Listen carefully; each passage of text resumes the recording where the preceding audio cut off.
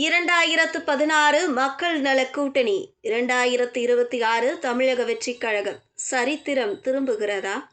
திமுக வெற்றிக்கு விஜய் உதவி 2014 விஜயகாந்த் தலைமையிலான மக்கள் நலக் கூட்டணி எத்தகைய தாக்கத்தை ஏற்படுத்தி ஜெயலலிதா மீண்டும் அரியணை ஏற மறைமுக காரணமாக அமைந்ததோ அதே போன்றதொரு சூழல் 2016 நடிகர் விஜயின் தமிழக வெற்றிக் கழகத்தால் உருவாகி இருப்பதாக எக்ஸிட் போல் முடிவுகள் அதிர வைக்கின்றன. வெளியாகியுள்ள எக்ஸிட் போல் முடிவுகளின்படி ஆளும் திமுக கூட்டணிக்கும் பிரதான எதிர்க்கட்சியான அதிமுக கூட்டணிக்கும் இடையே வாக்கு சதவீதத்தில் இடைவெளி கூடியுள்ளது. இந்த இடைவெளியில் திமுகவை மீண்டும் ஆட்சி கட்டிலில் அமர்த்தப் போவது விஜய் என்ற காரணிதானா? கடந்த 2016 சட்டமன்ற தேர்தலை யாரும் அவ்வளவு சீக்கிரம் மறந்துவிட முடியாது. அப்போது நிலவிய கடும் ஆட்சி எதிர்ப்பு அலையை மீறி ஜெயலலிதா மீண்டும் வெற்றி பெற்றார். அதற்கு மிக முக்கிய காரணம் விஜயகாந்த் தலைமையிலான மக்கள் நலக் கூட்டணி. மக்கள் நலக் கூட்டணி சுமார் 6% வாக்குகளை பெற்றது. இந்த வாக்குகள் அனைத்தும் ஆளும் திமுகவுக்கு எதிரான வாக்குகள். இவை திமுகவுக்கு சென்றிருக்க வேண்டியவை. ஆனால் விஜயகாந்த் ஒரு 3வது முனையை உருவாக்கியதால் அந்த வாக்குகள் பிரிந்து இறுதியில் 1% வாக்கு வித்தியாசத்தில் திமுக ஆட்சியை பறிகொடுத்தது. இன்று 2026 அதே பாத்திரத்தில் விஜய் களமிறங்கி இருப்பது போன்ற ஒரு பிம்பத்தை எக்ஸிட் போல் முடிவுகள் உறுதிப்படுத்துகின்றன. சமூக வலைதளங்களில் விஜய் அலை வீசியது உண்மை. வாக்குப்பதிவு நாளன்று இளைஞர்களும் பெண்களும் மாற்றம் வேண்டும் என முழங்கிய வீடியோக்கள் வைரலாகின. ஆனால் இந்த வாக்குகள் எங்கிருந்து வந்தன என்பதுதான் $1 மில்லியன் கேள்வி. எக்ஸிட் போல் தரவுகளை ஆழமாக பார்த்தால் சில உண்மைகள் புலப்படுகின்றன. ஆட்சி எதிர்ப்பு வாக்குகளை அறுவடை செய்ய வேண்டிய அதிமுக பல இடங்களில் தாவேகாவின் எழுச்சியால் தனது வாக்குகளை பறிகொடுத்துள்ளது.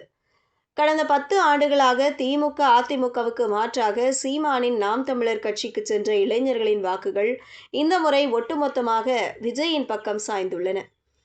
திமுகவின் பாரம்பரிய வாக்கு வங்கி மற்றும் மகளிர் உரிமை தொகை போன்ற திட்டங்களால் உருவான பலமான ஆதரவு தளம் பெரிய அளவில் சிதையவில்லை. வெளியாகியுள்ள JVC, PMark, OTWive போன்ற பல்வேறு கருத்து கணிப்புகளை ஒப்பிட்டு பார்த்தால் ஒரு பொதுவான விஷயம் தெரிகிறது. அதிமுக மற்றும் தாவேக ஆகிய 2 கட்சிகளின் வாக்கு சதவீதத்தை கூட்டினால் அது திமுகவின் வாக்கு சதவீதத்தை விட 5% முதல் 8% வரை அதிகமாக இருக்கிறது. இதன் பொருள் என்ன? மக்களின் விருப்பம் சிதறி போய்விட்டது. விஜய் தனித்து போட்டியிட்டதால் உருவான மும்முனை போட்டி இறுதியில் ஆளும் திமுகவுக்கு வாக்கு பிரிப்பு சாதகமாக மாறியுள்ளது.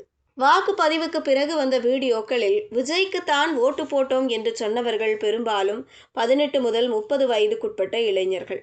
ஆனால் தமிழகத்தின் ஒட்டுமொத்த வாக்காளர்களில் 50%த்திற்கும் அதிகமானோர் 40 வயதை கடந்தவர்கள். இவர்களிடம் திராவிட கட்சிகளின் சின்னங்கள் ஆழமாக பதிந்துள்ளன. விஜயின் தாவேக சுமார் 15% முதல் 18% வாக்குகளை பெறும் என எக்ஸிட் போல் கூறுகிறது.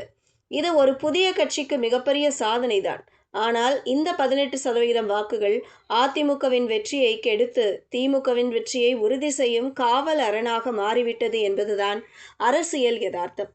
ஆனால் விஜயின் தனித்துவமான அரசியல் மற்றும் திராவிட எதிர்ப்பு நிலைப்பாடு அவரை தனித்து போட்டியிட வைத்தது. இது அவரது கட்சிக்கு எதிர்காலத்தில் ஒரு தனி அடையாளத்தை தரலாம். ஆனால் 2026 இது திமுகவுக்கு சாதகமான காற்றை வீச செய்துள்ளது. மக்கள் நலக் கூட்டணி 2016 செய்த அதே வரலாற்று பிழையை 2026 விஜய் செய்துள்ளாரா? அல்லது எக்ஸிட் போல் கணிப்புகளையும் மீறி இளைஞர்களின் வாக்குகள் விஜயை கிங் மேக்கராக மாற்றுமா? எது எப்படியோ எதிர்க்கட்சிகளின் வாக்குகள் சிதறுவது எப்போதுமே ஆளும் கட்சிக்கு கிடைக்கும் மறைமுக வரப்பிரசாதம். 2016 ஜெயலலிதாவை காப்பாற்றிய அந்த வாக்கு பிரிப்பு அரசியல் 2026 ஸ்டாலினை காப்பாற்றுமா என்பதை மே 4 தேர்தல் முடிவுகள் ஊர்ஜிதம் செய்யும். விஜயின் வருகை தமிழக அரசியலில் ஒரு புதிய அதிர்வை ஏற்படுத்தியுள்ளது என்பதில் மாற்று கருத்தில்லை.